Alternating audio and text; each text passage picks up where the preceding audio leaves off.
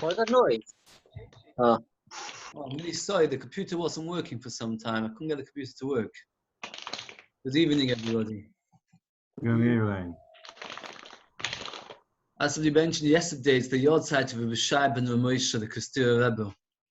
I was hoping to get a good story, but Moshe wasn't willing to oblige. I'll just give you one very quick story about him. Just give you a measure of the person, and also maybe a chizuk for ourselves. Is that when he was lying on his deathbed, he told his Gabba, I guess a lot of people will be in town today because they're coming from my Levaya. Make sure to put on a lot of food. Because people, when they travel, get very hungry. And what will happen is people will come, they don't necessarily have what to eat. Put on a big pot of potatoes, he told him, in order that they should have something to eat when they come in town. He was a person on his last few minutes, and he was thinking about other people. That was actually a lot of who he was as a person. He was very big machnis ereach. He was very big into the whole idea. So perhaps the also has to think of a way of sharing something. It doesn't have to be to a total stranger. A person can give even a child or his wife a small gift. It's interesting to me. I don't know if someone has got another quick short story. I'm happy to hear. A sweet story about okay. We're starting a new perek today. Nun Aleph Amud Beis. This perek and the next couple of pokim discuss. One perek is what an animal is allowed to carry on Shabbos, what a person is allowed to carry on Shabbos. And these pokim are harder in the sense that they're not really negea l'maisa. Most of us do not own camels, donkeys. And because we don't own these animals, it is harder for us to know which kind of clothes they wear and which ones they're not allowed to. So it's harder because it's not negea so much l'maisa. Part from the new perek on Aleph Amud Beis. It's about 10 lines from the top. But there are still halachas to be learned in Sul Torah, so it's important to know these halachas. The Pnei Yeshua asks the question, why is the order like this? Why is the Mishnah talk about what animals are allowed to walk and travel with on Shabbos? Why does that come before Shabbos? Pnei Yeshua says a very, very important point, that the Mishnah is the Prokim, except for the first perek, which Tosfos Yasakash, why it talks about carrying, all go in order of time. They go in order of time. So, the first perek we talked about carrying because the Tosfos says carrying is a unique melacha, it has many melachas. We'll leave the first perek. The second perek discusses by Madlikin, getting the candles ready for Shabbos. That's when is the candles prepared for Shabbos? When do you get the oil and the wicks prepared? It's Friday afternoon, Friday morning, whatever. The next perek talks about kira. Kira is the halachas of shehir. Shehir is after you've heated up the food and you want to leave them on the gas. So that's the next perek, the third perek. The fourth perek is the is hatzmona, which was also done before Shabbos. Before Shabbos came in, you wanted your food to stay hot, so then you did hatzmona. This perek talks about what an animal is allowed to carry on Shabbos, because before Shabbos comes in, you have to make sure that the animal is not carrying something which is forbidden. If you've got in your hand a bag of something, so when you go outside, you put it down and you've got no problem of carrying. But an animal, if you've got hundreds of animals, which they did in the olden days, you had to make sure that all your animals were not carrying anything when they moved around on Shabbos. So therefore, before Shabbos came in, you had to make sure none of them had the saddle cloth on, none of them were wearing ropes which they did not need, because all of that would be an issur of carrying. So this was something which was done Friday afternoon, and that's why it's mentioned for the next prokim, which are all discussing what happens on Shabbos. It's a very nice. Why can't an animal carry? It's not a human being. What is an animal carrying? That's the next point I was going to point. Oh, good to see you, Chaim. But it's a very, very good point. It's a very, very good point. This actually is a big machlekes rishonim. The majority of the rishonim say as follows. The Torah says that leman yonuach shurcho v'chamorcho, that you have to allow your animals to rest. Now, there are two distinct kind of ways to make your animal work. One is you put, let's say, a blanket over your horse or your cow, and it's walking around the streets. The animal is working because the animal is carrying. One is not allowed to have an animal working. An animal mustn't work on Shabbos. There's another kind of malacha, and that is where you take the cow and you plow with it, or you make the cow carry you, or you make the cow do a job for you. That's a very distinct difference. Let me just make sure that it's clear because it's very, very sadistic. There's one's called mechama in the Lashon of Chazal. That's the one where you make the animal work for you. And one is called shvisas behemtoi, where the animal is stopping to work. Mechama, you make the animal work for you. That, according to everybody, is a isalav. It's one of the very few cases in Shabbos where you can do an avera and not be chayav misa, because even if a person works within his animal, there's no chayav misa. It's only a lav. You get malka. You actually don't even get malkas for it. It's a lav. When an animal walks by itself carrying a blanket, or an animal is not working for you, it just happens to have chains and whatnot on its back, on its neck, then it's not an issa of mechama, it's an issa called shvisas behemtoi. Some Rishonim say it's a lav, and some say it's only an asay. Some say it's a mitzvah to make it rest, means it's asay, and some say it's a lav, not allowed to let it work. Again, if a person actually makes an animal work for him, according to everybody, that's a lav of mechama, and that's a very big issa. You're not allowed to make your animal work for you. For an animal to work on his own accord, that is an issa machlekes, whether it's an issa asay or issa lav. Now you should all jump up and ask, if that's the case, how can I let my cows and sheep eat on Shabbos? Because when they eat, they pluck the grass, and they're all being over which avera? Which avera? They're all being over koitza. Koitza is issa for an animal. And there's a special mechilta which darshans leman yonuach. Yonuach means give it an opportunity to rest. If you were to muzzle all your animals that they should not be able to eat on Shabbos, they would not be resting, they would be in pain.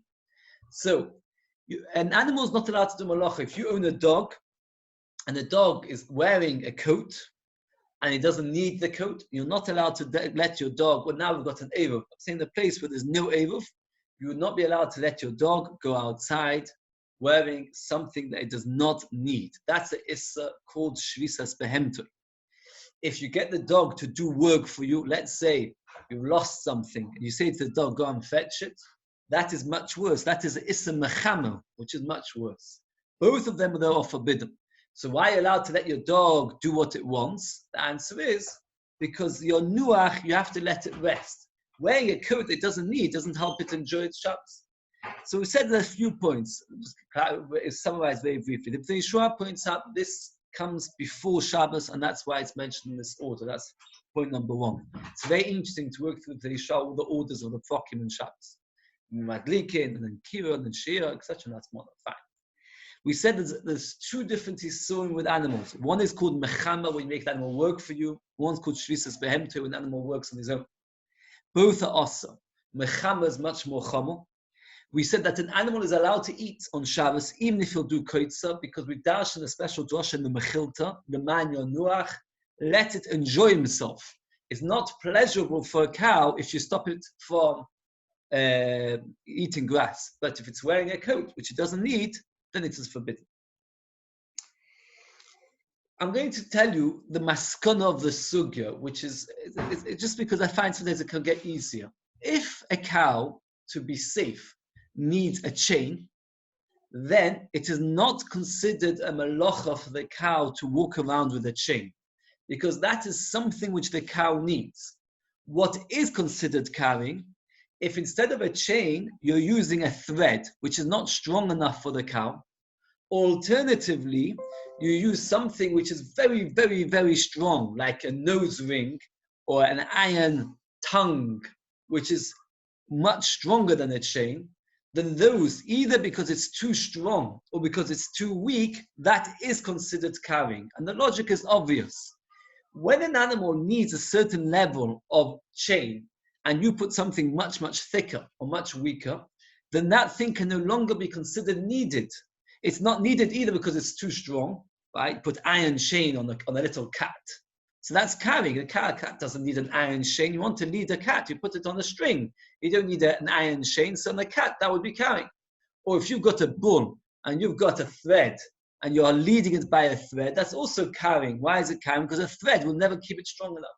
Anything too strong, anything too weak is forbidden. There's actually an entire simon in the Shulchan Aruch about this.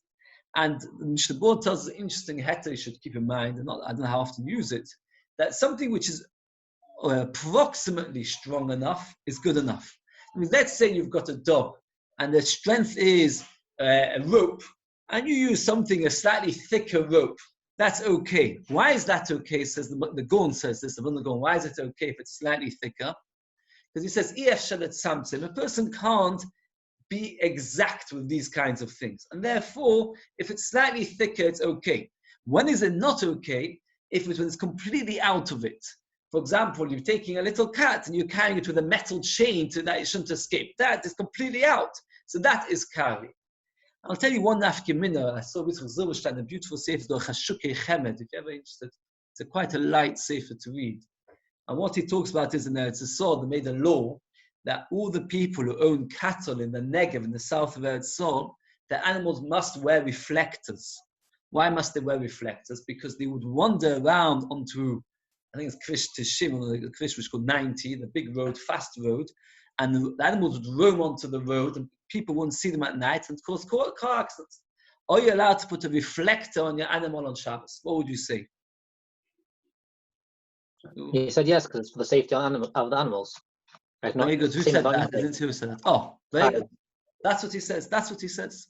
So I was hoping to make it like he says he's got one or two other reasons, but he brings this mission, this thing. He says it's a normal guarding. It's not overkill, and it's not underkill. It's not too much, not too little. You need it, otherwise the animals will be knocked over. So therefore, you're allowed to put reflectors on animals when they go out.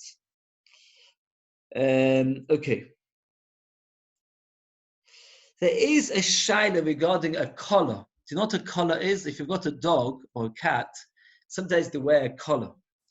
The more just discuss it briefly, and there's machlokes, something which they always wear, but it's not necessary for them to wear. Is that mutter or so? Maybe we'll get into it another time. I just want to get. What about a guide dog for the blind? What about a guide dog that wears a collar all the time? Yeah, but then I think is it needed? Is the collar needed? Yeah, then it would be okay. But let's say, for example, if you've got a person's got a guide dog and it has an ornament on it. Let's say it wears a fancy ribbons around its ears. It would be forbidden to allow the dog to walk around with ribbons off its ears on Shabbos because that is not needed. Right.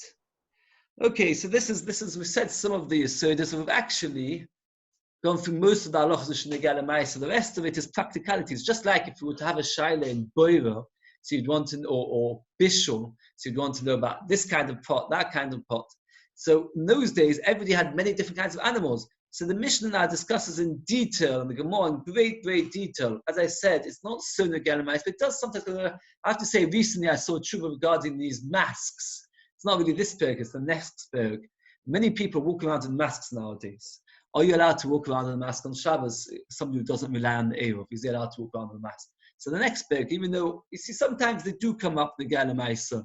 As I mentioned, these animals with reflectors or different stories can come, but most of the time, let's see the Mishnah.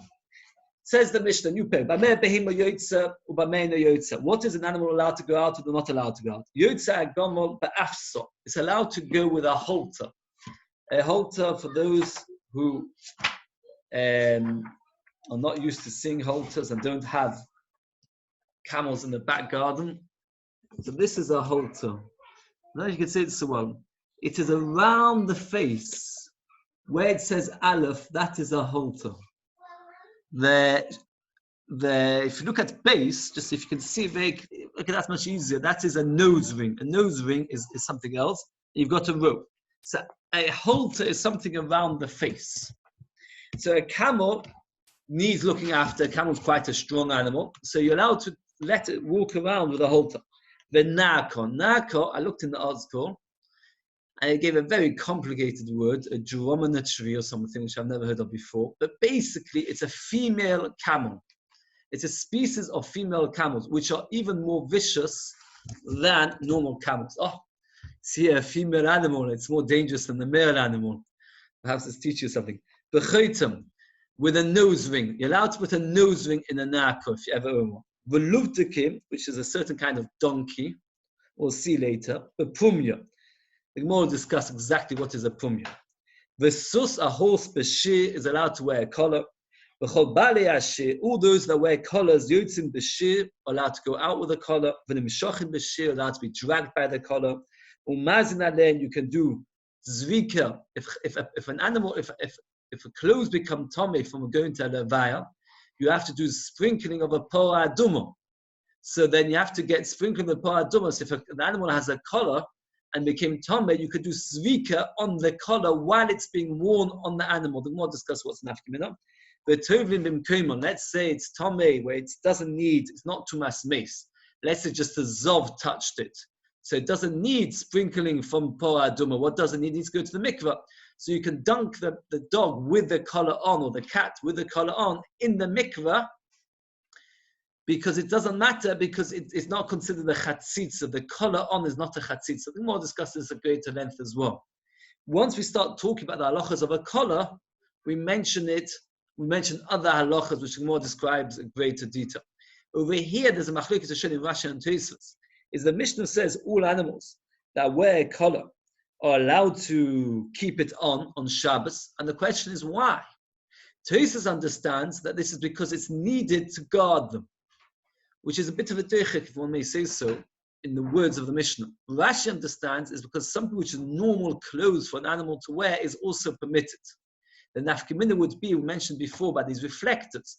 Because Zilberstein wants to suggest that according to Rashi, if it becomes normal for an animal to wear reflectors, so then it's part and parcel of an animal's uniform, then perhaps it would be mutter even if it wasn't necessary for shmir, like a collar would be permitted. Okay, so the Mishnah gave us a list of animals and a list of chains or guards, and which animal is permitted with which. And the Gemara describes great enough. My nako, what does it mean? A white female camel with an iron nose ring. An iron nose ring. It's a donkey that comes from Lub, which is a kind of, I think, in Libya, perhaps. The Pagi de Palzala, with an iron bit. An iron bit, it goes inside the mouth, and you put the bit inside the mouth, and you control it that way. Levi showed Zuzi the Beichuzoi. He sent money to Beichuzoi. He wanted to buy a donkey from Lub. So they wrapped up the money, Shodvule Sari, and they gave him some barley. The Meima to say the Nigvi de Sari. Instead of wasting your money and spending a lot of money on buying this very vicious donkey from Lub, better off give your donkey, your normal donkey, more food to eat, and then it will be stronger. And then you won't need to spend so much money on this expensive donkey. Rashi also tells us, interestingly enough, that it takes from Beichuzoi to Lub 6 months travel. 6 months travel, which is very interesting because the Lord tells us that a normal human being could travel 10 miles a day. But therefore, they decided that it was a waste of time. This Gemara is now discussing what I mentioned to you earlier. We just said that you're allowed to put on an animal a chain which guards it. What about a chain which is too strong or a chain which is too weak? And this is the next Gemara. The Talmidim asked in front of Rebbe, what about if you swap? That means an animal which is stronger with a weaker guard, or a weaker animal with a stronger guard. So more explains. Nako be'afsoliti boyoloch, and Nako, which is a wild female camel, with an afsol, which is just a halter, that's not a shaila. Why? Since you can't control it, masoyu, that's considered carrying. If you take a bull and you're just carrying it, you've got a string which you can't control it, so that is carrying because there's no way to control it, therefore it's not a shmir. A camel with a nose ring. Why? Since a halter would be good enough, masayu, so it's carrying. The Gemara over here asks the shaila as follows. In a case where you take, I gave away the answer by saying to that it is carrying. But one could hear a logic, and the Gemara is going to have a long machlikas about this back and forth for a very, very long time. In the Tirusa Yasera, when you put an extra heavy duty chain on an animal that doesn't need it, is that considered carrying? Obviously, if it's not strong enough, of course that's carrying. Why? Because it's useless. It's neither use no beauty or something. It's an English expression for something. Something which doesn't help you is a waste of time. So therefore, it's carrying. But Hashenkin, if it's extra strong, you could argue, okay, so it's extra strong. But it doesn't take away from the fact that it's serving a purpose. My father Rabbi Yosi said, so the 4 animals that go with a halter: a sus, a horse, a parrot is a mule, a camel, a camel, a chamor, and a donkey. There are only 4 animals that you're allowed to let them walk with a halter on Shabbos. The mutimai, is not coming to exclude that a camel with a nose ring is no good. It says, lo so to exclude a wild female one with a halter, that's no good. That both of these are allowed with a halter. So these animals are good with a halter, and the Gemara's got no right. That means they asked him a shayla. An animal with a chain too strong or too weak, what is the din? Rebbe replied, too weak, I am telling you there's no shayla, that's definitely forbidden. Too strong, I'm not sure. They tried to be medayiked from Rabbi Yosi, and they said there's no right. We don't know what Rabbi Yosi was coming to exclude. Was he coming to exclude a situation where the chain is too good, or was he coming to exclude a situation where the chain was not good enough? It says, well, Ketanoim, ein chaya yoitza besoiga. An animal is not allowed to go out with a rope, which is a collar which is a normal collars are quite weak. This is a collar with a C-O-L-L-A-R collar, which is made out of rope. It's allowed. So we've got an machlekas if you're allowed to go with an animal with a rope collar. So God says, what are we talking about? If it's a big animal, let's say a bear, of course it won't be good enough. But we're talking about a small one, of course it is good enough. So we've got a question, either way, what is the machlekas? Either it is good or it's no good. If it's good, what's the svov the mandoma that says that you're not allowed to? And if it's no good, what's the svov the mandoma who says that you're allowed to? The Gemara says, Elolav chosalek benai, we talk about a cat. Tanakama sovakim the sagilo bemisno, since a string, a thread, or a cord or something is good enough, Mr. Bama Masahu, since you could use a normal string, and now you're using a rope, so that's considered carrying. It's not considered carrying. So the machlokas, if something is too strong, if you're allowed to put it on an animal, is machlokas tanoim. The halacha is like Chananya, that what? That's mutter. Levi b'veidu avona ba'achir. More gives a very short story. So far, is it clear what we've said? Every animal is allowed to carry only things which are suitable for that animal. If it's not suitable, meaning it's too weak, then it's definitely no good. If it's too strong, it's machlokas tanoim. If there's anything that's not clear, you should stop me straight away. Okay. Levi b'veidu avona ba'achir, v'Rabba ba'avuna havak ozli b'uch. The 2 Amorim were going on a journey, and Rabba was the greater one. Kadbe chamod Levi lechamod Rabba ba'avuna. The donkey of Levi overtook the donkey of Rabba, which was a sign of disrespect. Whenever you're walking with your Rebbe, you should always allow the Rebbe to walk in front of you, not behind. The Levi's donkey was wild, and since it was wild, Levi had trouble controlling it, and it overtook. Cholash datit Rabba ba'avuna. Rabba ba'avuna got upset. It's not nice that somebody should overtake him. It's a lack of respect. Omar, so Levi said, I'm going to say something, in order, top of Nun Beis and Medalef, today's daf, the Tosef Da'atei, that he should calm down. Levi felt bad that his donkey overtook, so he said, I'm going to say something to calm him down. Omar he said to him like this, Chamoy, a donkey, Shasok of Roy. That is very difficult. A bad donkey could go in there like my donkey that I'm unable to control. I'm allowed to put an iron bit, that's an iron piece of metal inside the mouth, and control it like that. That it's And therefore, it's interesting halacha over here, by the way, that when we discuss what's good for an animal, we're not discussing according to necessarily the species, but each individual animal. If you've got two cats, and one of them is controlled with one kind of rope, and one needs a stronger rope, then each one would have a different halacha of which kind of rope you're allowed to use it. A donkey which is particularly strong, you're allowed to use a better kind of control than a weaker donkey. Just that it should be clear. So more that tells us more halachas. Tana de bein menashe is a goat. Shechokak lo bein karnel. That you make a hole between its horns. Yotza be'afsa b'Shabbos. You're allowed to take it out of the hole on Shabbos. There's a little picture over here. It's good sometimes to see pictures. Not such a, unfortunately, if you look over here, you've got a goat with two holes in its horns, and you thread a rope through the horns, and you control it like that, right? This is a halter, is basically a rope around the head.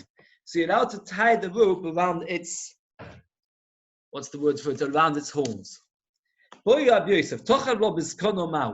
What happens if you make a knot? You take the beard. Oh, you see, you all need beards in order to have a picture for this. Take a beard, and you make a knot in the beard, right? And if you've got a long enough beard to make, even mine beards, it's just about difficult to make a knot. You make a beard, and you make a knot in the beard, and then you put a halter through the hole in the beard. What would you say to such a halacha? So the says like this.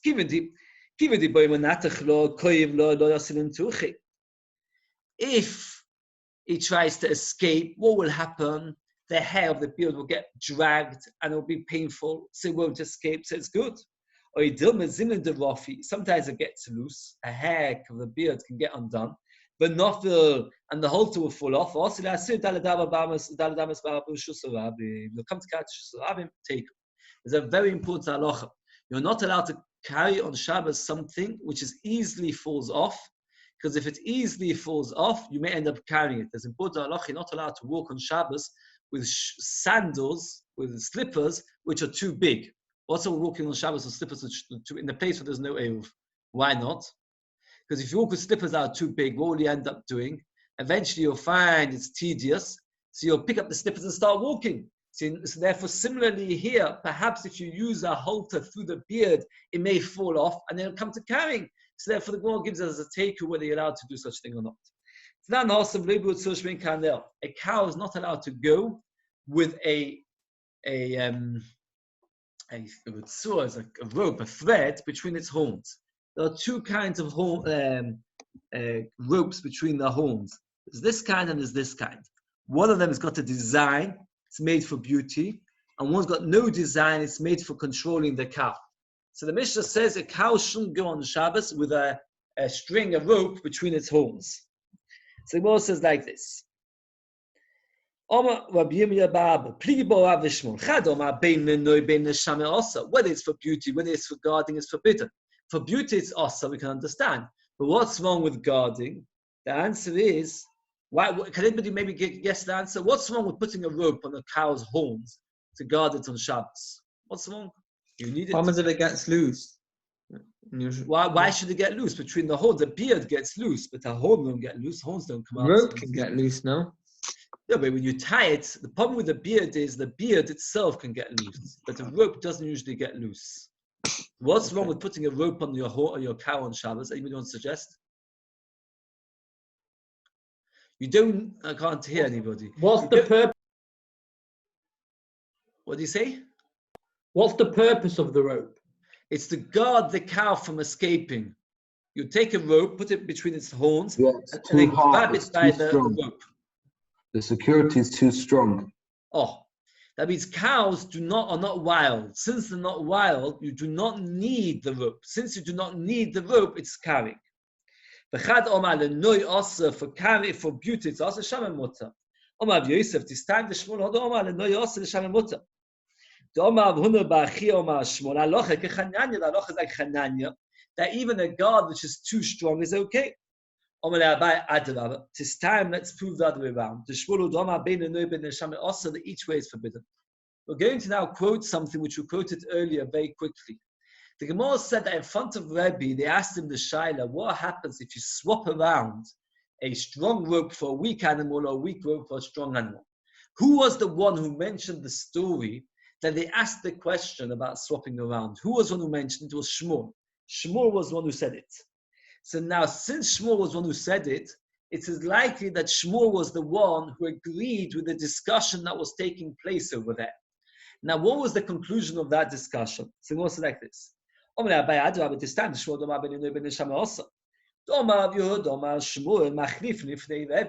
in front of Rebbe, if you swap shazu bezumahu, so did my father say. Only 4 animals are allowed to go with a halter. Hasus, a horse, a parrot, a mule, a camel, a chamoy. Loudly mute gamol b'chaytam is not coming to exclude a camel with a nose ring. So therefore, you see that the Shmira Yeseva is no good. And since Shmuel was one who told us this discussion, Shmuel probably holds of it. And therefore, it's a raya that it's forbidden. So Shmuel says, you're right. Samiyahomi Kamiyaha. We have to delete the story of Avhuna, that he says that the halacha is like Chananya, that an extra guard is okay because of the previous Gemara. Shmuel said it's forbidden.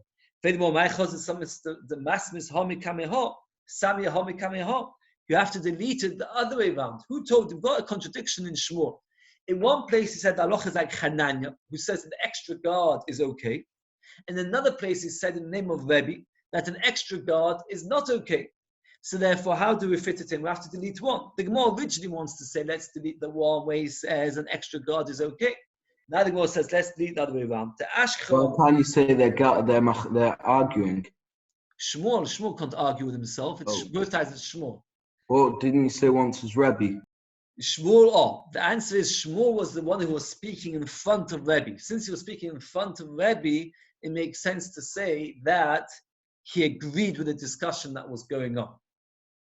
You're supposed to read these brackets. The Ashkon Shmuel who domal no yos le shamamota itma. Rav Chir barashi amar Rav bein no bein le shamosa.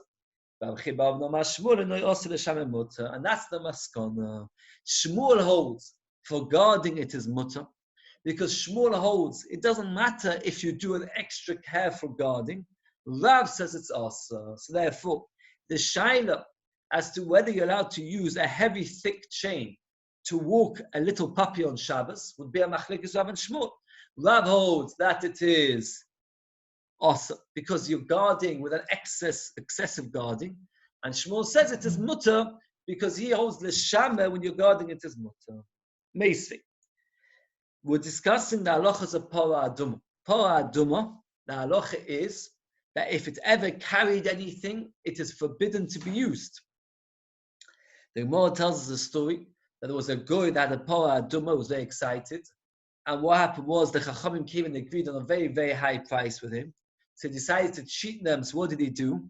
That night he put a yoke on the cow, and that way he knew it would be possible. The next morning they came and they looked at it and they could see that it had carried something. The Chazal got an argument. How did they know?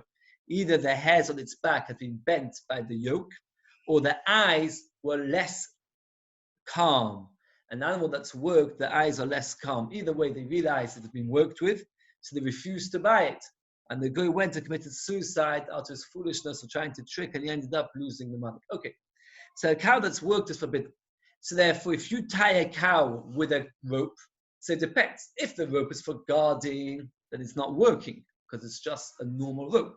But if the rope is too excessively heavy, then what's the purpose of the rope? It's just being carried. And just like it's forbidden on Shabbos to carry, it's forbidden for the Parah Adumah. And yet we say in the Gemara, if you carry it to the, tie it to the rope,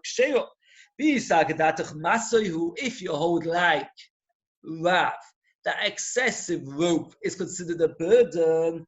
It mustn't carry a yoke. And here it's carried a yoke because it's something too heavy. And says the Gemara, when you take a cow from one city to another, then you need to control it better. And then the rope is not excessive. The Parah Adumah is very, very expensive. And therefore, it is normal to tie it with the rope because you don't want it to escape. We're talking about a cow that rebels, meaning a difficult cow. All three answers give the same gist, the same idea. We just said, according to Rav, excessive rope is considered a burden because you don't need it. Or by Parah Adumah, we say it's okay. So we've got one of three oikimtas. Either we're talking about you're taking a cow from one town to another, you need an extra guarding. Or poa aduma, which is more expensive, you need extra guarding. Or we're talking about a cow that chooses to rebel and therefore need extra guarding. Either way, a rope therefore is the normal thing to use and therefore it's not excessive. And therefore every cow, when we discuss is it excessive or not, you have to discuss the actual cow. If you've got a very, very expensive dog, which you've spent a ton of money on, then perhaps a very big chain would not be excessive, like a guard dog. You said very good before, that's a very good point. If you've got an expensive dog, right, a guide dog can cost a very lot. So you take it with a very, very expensive, very good chain, it's not excessive because for that kind of dog, that's what's necessary. And therefore it wouldn't be, but if you've got something which is useless and you're taking a very heavy chain, that, like a little cow with a heavy chain, and it's not necessary, that's no good. The war carries on. Asus b'shir v'chulu. A horse is allowed to be led with a collar. Ma yotzin u'mayim shochim. What does Mishnah mean that you're allowed to take it and pull it with its collar? You're allowed to carry it by dragging it by the collar, or you're allowed to leave the collar on and let it roam around with the collar. If you've got the ability to look at Rashi, it's Yotzim Kruchin. By me, it's about 5 lines higher than the Gemara we just read.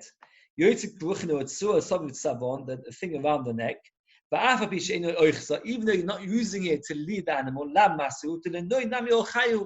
it's normal and it's for the beauty of the animal, therefore it is okay. If you look in Tosfos, or Yotzim Kruchin, Pirush B'Kodesh B'Chavle Noy V'Chem Pirush B'Mas Dis V'Kosher L'Rashbo, Tzekasher Kosher L'Rashbo V'La B'Forat. You have to said that Tosfos answers there are 2 kinds of collars. I actually show you a little picture over here. It's on a different page, but if you look at it, there's 2 kinds of collars. Some collars are tight around the neck, and some are loose around the neck. Now, what's the difference between a loose collar and a tight collar? Is that a loose collar, if you want to grab an animal, you're better off with a loose one, because then you've got more space to grab it. If it's a tight one, it's much harder to grab it. According to Rashi, the Chiddush of Avuna is, whether it's used for guarding, whether it's used for ornamental, as long as the animal always wears it, it's permitted for the animal to go out on Shabbos. According to Tosfos, no. It always has to be for guarding. So what's the Chiddush of Avuna? The Chiddush of Avuna is whether the collar is tight or whether it is loose, it is permitted, because in either way, it's protection to be able to grab it and to keep hold of it. I hope somebody here has at least a dog or something that it should be. Is anybody over here with an animal that it should be Negea L'Maisa? Okay, all toes Negea L'Maisa, just you have to find out how. You can't take an animal unless it's for leading purposes. If it's just wrapped around, it's forbidden. Only to be led. Any collar which is not being used for leading purposes is forbidden. I saw the calves of Avona that would go with a halter, tied up on Shabbos. So the Ritva asks the Kasha, I thought maybe, it's a hard Gemara because you don't have a picture in your mind. We said earlier that cows don't need ropes. Why? Because they are easy to control. There are only 3 cases that a cow needs a rope. What are the 3 cases? Either from one town to another, or very expensive cow, or rebellious cow. So how could Avuna's calves walk around on Shabbos with halters? You don't need a rope for a cow. And the Torah says a very interesting thing, that young cows are more difficult to control than older cows. Older cows, they don't need a rope. You just tell them, go there, they listen. But little cows, they don't, and therefore you need to have a rope. The mules of Beis Rebbe, they would go with their halters on Shabbos. Were they tight or to be led? That means were they worn as ornament, let's say, called Rashi, or for the purpose of leading it? Tied up on Shabbos, meaning only for the sake of controlling them, not for the sake of ornamental. We don't need what Rav Shmuel told us. What did Rav Shmuel tell us? That Rebbe was makbid, not to put ornamental halters on his animals. You don't need it. Why? Because Avdimi says it. If Avdimi was only coming to tell you that you're allowed to only carry an animal only when it's coming to be led, going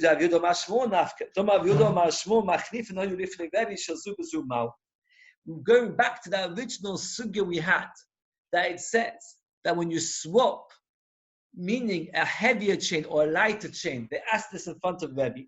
Four animals go out to the halter. So therefore, we see already from there that an animal which is for extra protection is forbidden. So if Rebbe allowed a rope which is for extra protection is forbidden. So if Rebbe allowed his mules to go out with a rope on Shabbos, what was the chiddush? It must have been that they were nimshochin, meaning that they were longer than the actual tightness of the neck, because otherwise we could have worked it out from Shmuel. It was necessary. You might have thought they had this discussion in front of Rebbe, but they never actually accepted it. Avdimi comes along and says that Rebbe agrees with this. But if the kruchim were wrapped around just for beauty, you might have thought it's forbidden. That even when they are just for ornamental value, they're permitted. That means we have here a few statements regarding Rebbe. One is that Rebbe had a discussion in front of him regarding animals, whether they're allowed to be, whether they're allowed a heavier chain or a lighter chain. We also had a statement that the mules of Rebbe would go out with a halter on Shabbos. And we had the third statement that the mules of Rebbe had a halter which was for ornamental value, according to Rashi at least. Tosa says that were wider for extra guarding. According to Rashi, they were for ornamental value. Why do we need to have all three statements? The answer is, if we'd only have the very first statement that they argued in front of Rebbe, we wouldn't know if Rebbe, when he heard the discussion, did he agree with it or did he not agree with it? So therefore, we need to have the next statement that he went out and he allowed the animals to wear halters, which was for controlling. So we see that Rebbe agreed with this statement. And if you'd only say that statement, you'd have thought that it's only in a case where it's for guarding. But how do you know even for ornamental? Even that is permitted. So now that we've talked about colors, the Mishnah now tells us a few other halachas about it. If an animal, let's say a person owns a dog, and the dog has a collar, and the collar becomes tamei mace or a normal tumah, and you want to do hazor of Gimel V'Zayin, third day and the seventh day, then you can do it while it's still on the dog's neck. Or if you want to turtle it, you can just throw the entire, you should throw it, get the dog to dip into a mikveh. Imagine somebody going to mikveh Friday afternoon, and somebody comes around with his dog and dips his dog at the same time. You can imagine the mikveh would clear out pretty quick. But the Ma'aseh Halacha, you must remember the time when Mashiach will come, you don't want your dog's collar to be tummy, because then if you end up, that could touch other things, make other things tummy. So you'd have to find some way of toveling the collar around the dog as well. But you're allowed to do it without taking it off as well. So also like this. Remember, does this mean to say that they can put tummy? No. That these collars can become tummy. But a human ring is tummy. The halacha is for something to become tummy, it has to serve a human being. So if you wear a ring, the ring is tummy. But tabas behemo, a ring of an animal, let's say a nose ring of an animal, bekelim, or a ring on a keli. I've sometimes seen it, and not so often, but sometimes you see vessels that have rings on. Can you see over here? It's a ring at the end of the handle. Sometimes people use it to hang a pot. This is just a ring of a house. Just want to show it to you because it's the next Gemara. There's a ring of a house. Can you see it like a knocker? And there's a ring of a keli. So these rings, the tabas behemo v'keli v'shar kol hatabos, and all other rings, Rashi says, what's mean all other rings? Look at the bottom Rashi. If they're done for a doorway. It's the old toy. So if the old toy, what's my problem of toiling the dog with the collar on? The collar won't become Tommy. Answers more about this. Top of base on the base, top line. We're talking about a human being had a collar. Very posh collar, stiff and all very fancy. And then it got Tommy. And then he decided to designate it for his dog. So now that thing can become Tommy. It was already Tommy. Since a human being pulls the animal, that means you can argue like this: a dog collar. Is it for the dog or is it for that human being? What would you say? Anybody want to suggest? For the human being. Dogs wear collars. For the human being to be able to hold it? Oh, so then if that's the case, is it a ring for the animal or a ring for the human being? It's a ring for the human being. So for the control of the animal, though. What? It's for the control of the animal. Say that, but the purpose is the human being holds on to the ring while he's walking around. So the human being is using it. Again, we've got a question. The Mishnah tells us that if you want to turbo the ring, you can just the collar, you can just dip the entire dog in. Furthermore, how can it become Tommy? A ring of an animal doesn't become Tommy. Answers the Gemara. Two answers. Either it was originally belonging to a human being and then eventually you change it over to an animal. One answer. The second answer, we're talking about a ring which is on an animal, but the person used it to put it along. Milo Tanya, do we not learn Makal Shebehema? A stick. Then aren't all rings on animals, even like calves and oxen and stuff like that, they're also not for humans? According to this, all animals. But let's say, for example, you put on the dog a ring for the purpose of the dog, not to drag it along. That ring will never become Tommy. Says, well, Milo Tanya, do we not learn Makal Shebehema, a stick which you use on an animal? Shemateches, if it's made out of blood, to make kabel tumah. Matam, a stick used to hit animals. It's mekabel tumah. I'll ask you, there are things that belong to animals are not mekabel tumah. The answer is the stick is not meant for the animal. It's meant for the human being who uses the stick to control the animal. Since it's used for the human being, it's mekabel tumah, just like a cup of a human being or a plate of a human being is metame. So the stick also is metame. You can table the dog with the ring around. Sorry, regarding the ring on the dog, for what purpose is it for the dog? If you're saying it's to beautify the dog's got no say in the matter. It's the person who's putting it on. It's for the owner. It's for the owner to say, my dog. A nice point. But there's a difference between something which the human being is using as something for himself, as something, even when a person puts a ring on a pot, he's doing it eventually for his own purposes. But it's not something which he directly uses. So the Gemara here is discussing, is the ring around the dog, is it direct human being use? Or is it just for the dog and the human being has secondary benefit? You're right, when you adorn a cow, you're doing it for that. But Tivim when you're out to Tivim the dog with the ring around his neck. Collar around the neck. Because the water can't get everywhere. If it's a very tight collar, how is the water going to get onto the collar? When you bang it out and you loosen it. The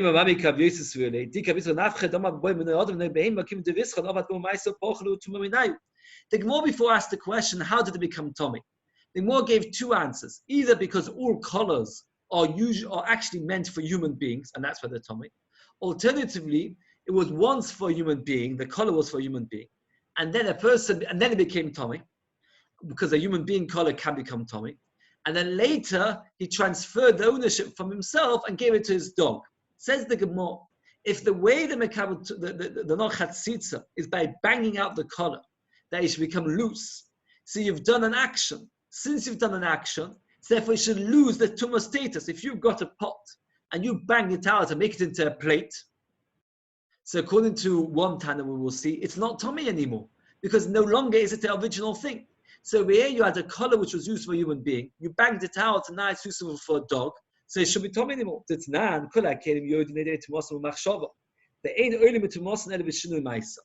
important to halacha. If you've got, we're going to come to this a few times to try and get it clear.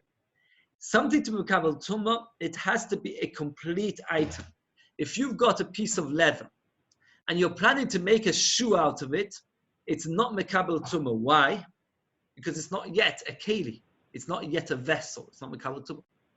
If, let's say, you've got a piece of leather, and you suddenly think to yourself, you know what, I'm happy as it is. What I will do is, I will make it, instead of making it into a shoe, I'll use it as a normal piece of leather, let's say as a pillow, or as a chair, or something to sit on the floor. So then, just by thinking, I'm going to use this piece of leather as it is, through that thought by itself, it is now possible for it to be Mekabel Tumah. Because that thought established it as something which is now suitable to be used, and therefore it's Mekabel Tumah. But now let's say you decided you're going to use this piece of leather as a chair or as a pillow. And then it's possible for it to be Mekabel Tumah. And now you want to take it out of Tumah. That means you decide, you know what, I don't want it as a pillow. I'm going to make myself a fancy pair of shoes out of this piece of leather. The thought alone does not take it out of Tumah. To take it out of Tumah, you need to do an action. That means you have to take a hammer, start banging on the leather, or a screw and start screwing the leather together to make a shoe. Then it's no longer got that in Tumah because you've done an action. So to create Tumah, a thought alone is good enough. To take it out of Tumah, you need to do an action. Says the Gemara over here, when the person took the collar from a human being, and it was Mekabel Tumah then, and transferred it afterwards for the dog, and he banged it out in order that it should be loose, so it's done an action. Since it's done an action to change it from a human being into an animal, so therefore it shouldn't be Tomei anymore. Says the Gemara, that when does it take it out of Tumah is only a destructive action. But a positive action is not an action. So therefore, if you've got a pot, which is Tomei, and you bang it out, and you make it a plate, so you've got Machlokes Tanoim if it's Tomei. Tana Kama holds it's not Tomei anymore. Because originally it was a pot, and the pot became Tomei, and now it's a plate, so it's not Mekabel Tumah. Rabbi Yehuda says, no. If you bang the pot out, and you make it into a thin piece of metal, to later make out of it something else, then it's not Mekabel Tumah, because you've destroyed it. It's neither pot nor plate, and therefore it's Mekabel Tumah. But if you bang it out and you make out of it a plate, immediately it is Mekabel Tumah. So too over here, when you had a collar which was a human being, and then you changed it into an animal, and you banged it out, therefore, since in the process it was still for a positive purpose, it's still Tomei.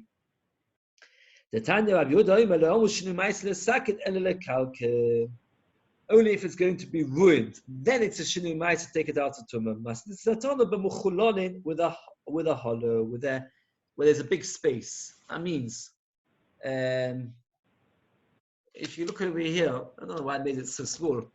You've got one ring over here, where the ring is very, very tight, and therefore the water will not touch the entire ring because it's very tight.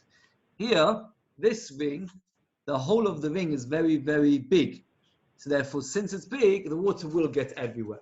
So Gemara over here has got two answers as to how does the water get around the dog's collar, ring. Either that you banged it out and made it loose, or that originally it was very, very loose. We shouldn't ask the kasha, the answer is obvious, that it's loose. And we shouldn't even say, it's interesting, I don't know, that the derech is not to make it loose. Normally, one does not have a loose collar on the dog, and therefore the Gemara did not want to answer that lechatchila, because the Gemara thought that was a bit of a doich. Okay.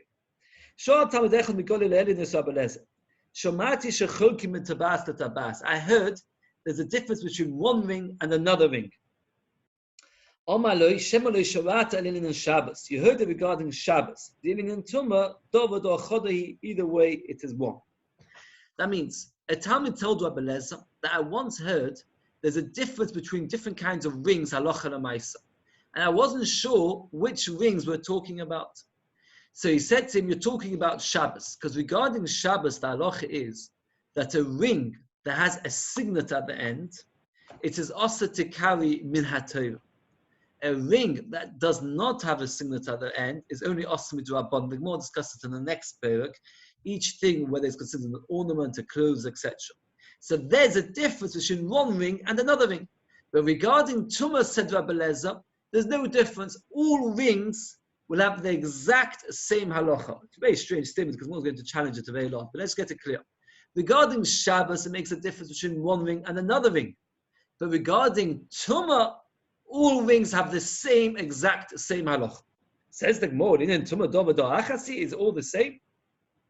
What now we've learned, tabas adam, the ring of a human being tamei is tummy. With tabas beimo v'kelim v'shalkol is toiros, but the rings of all other animals or kelim or toy. How can you say all rings are the same? It's not true. Rings of human beings are tummy, can become tummy, but rings of animals can't become tummy. He meant, when he said all rings have the same halacha, he meant all human rings have the same halacha. But you're right that regarding a ring which is a human being and an animal, there's a difference. And regarding human being rings, it's all the same. That's also not true. A ring which you used to tighten your belt. Here's a ring which you use to tighten your belt. You see, it's a ring put to tighten the belt. Or another ring over here, the back of one's shoulders. If you see, some people would want to hang their sleeves or their rings around the sleeves at the back of the neck. So they would put a ring at the back of the neck, the back of the top of the back, and then they would hang their shoulders over into the ring. So the halacha is tabash is kido lakabe mustaf to tie up his waist, or the kashipol being safe over to tie up his shoulders. Tahira. Only a ring finger is tummy. But the ring which you use for the back of your neck is not tummy. The Rishonim explain it's not really for the purpose of clothing. It is just as the ability to tie your clothing away. And the Gemara says, he was talking about a finger. All rings which belong to a human being, which are placed on the finger, have the same halacha.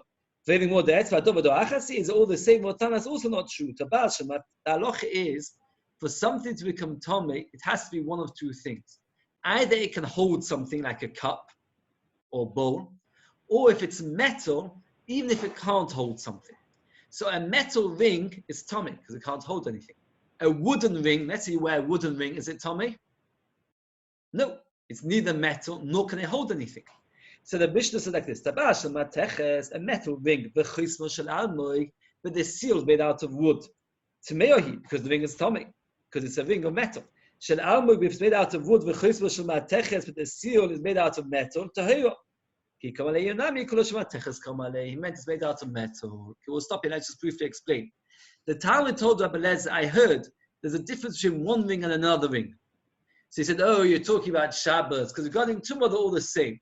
Figure is not true. The Gemara finds loads of differences in rings, and the Gemara says it meant like this: all rings belonging to human beings, which are made out of metal, which are worn on the finger, all those rings have equal halacha regarding tumah. But if it's not made out of metal, it's out of wood, or if it's for an animal, or if it's not on the finger, then indeed there is a halacha that it will not be tummy. Okay, we managed to do quite a bit today. I was hoping to get to the Mishnah, but it's not. We'll stop now. We'll catch up with Mr. Shem during the week.